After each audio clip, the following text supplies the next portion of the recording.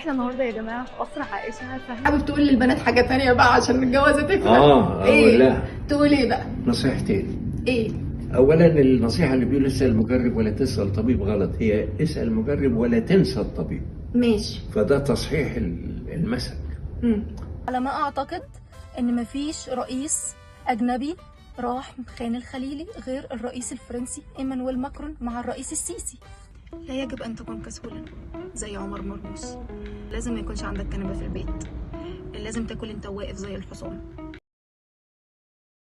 بهاريز الاسم جامد اصلا. ورد وشوكولاته ريحتها وحشه. الحب عباره عن الميه الجوفيه، وزي ما قلت ان احنا نشرب ميه كتير ومع الثقافه وان احنا نقرا كتير هتكون حياتنا مستقره جدا. هو مين الرغاي دلوقتي، هو ولا هي؟ تخيلي في مرة كنت نايمة وجوزك قلب عليك زيت مغلي، ومرة رجع من الشغل راح مسك السلك المشترك ونزل فيكي ضرب. انتوا متخيلة؟ تعالوا يا جماعة هنتكلم النهاردة في الفيديو عن العنف الجسدي والجنسي او العنف للمرأة او العنف الاسري. ممكن تديني اسد، ممكن تديني حوت، طب ممكن تديني اي حاجة. هو فيديو سريع كده على السخان، بيقولوا ان الاجيال القادمة هتخلي الجواز اسرع حاجة في الكون. بس هو ايه اللعبة دي؟ اشرح لك حاجه. المحور الاساسي بالنسبه لي ازاي اتعامل مع طفلي المتحرش.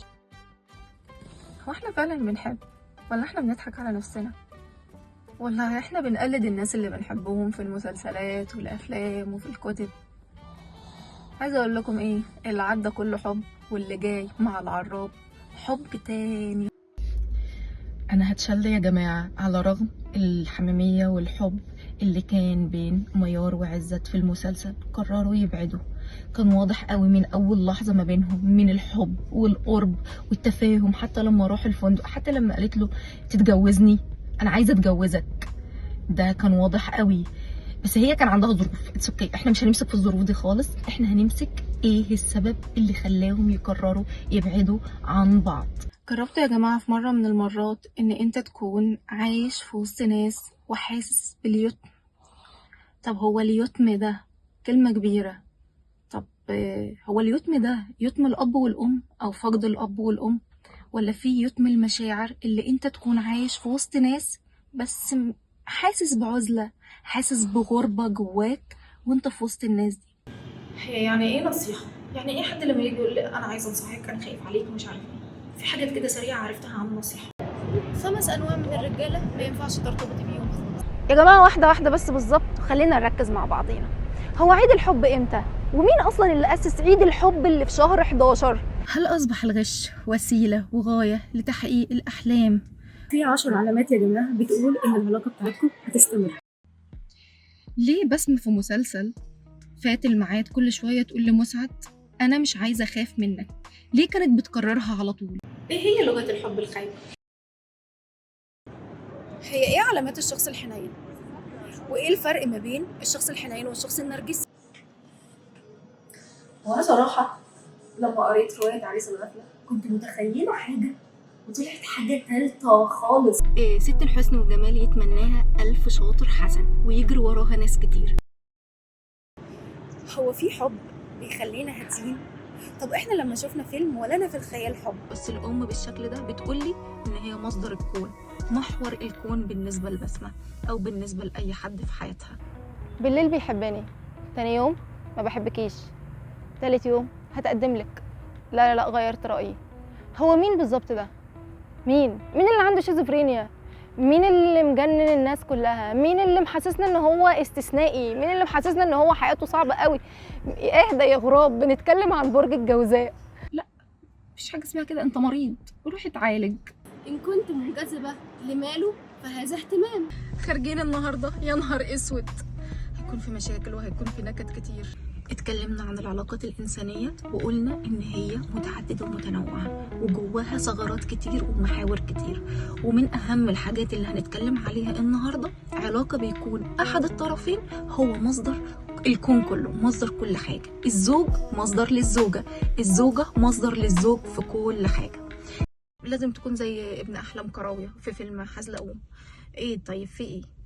مفيش حاجة حصلت في حياتي زي كده. ليه بقى المقارنات في كل العلاقات من أول ما الطفل يتولد لغاية ما يكبر لازم يكون زي ده زي ده زي ده زي ده؟ في نوع من النساء مش سهل جدا انك تلاقيه، في نوع من النساء كده غريب يتقال عليه الست دي فخمة، دي مثالية. أنا تعبانة النهاردة. طب عرفت منين؟ دخلت على جوجل وشفت ان الاعراض اللي عندي دي اعراض اضطراب، اعراض مرض. يا نهار اسود، طب هو انا جسمي واجعني؟ يعني انا كده عندي برد؟ طب ادخلي على جوجل بسرعه وشوفي عندك ايه. طب بيقول اعراض البرد كذا، سخونيه وجسم مكسر وكذا كذا، وبيقول خدي دواء كذا. حيلك حيلك، ثانيه ثانيه ثانيه، ستوب ستوب ستوب، لا غلط اللي انتوا بتعملوه ده.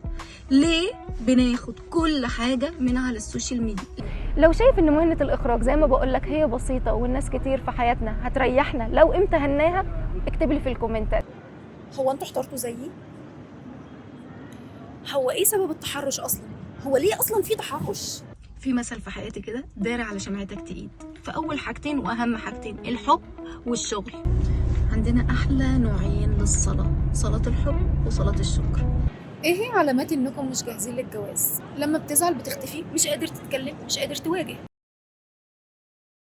كلمه بتزرع السعاده في القلوب وبترمم الحاجات اللي موجوعه والمكسوره مننا.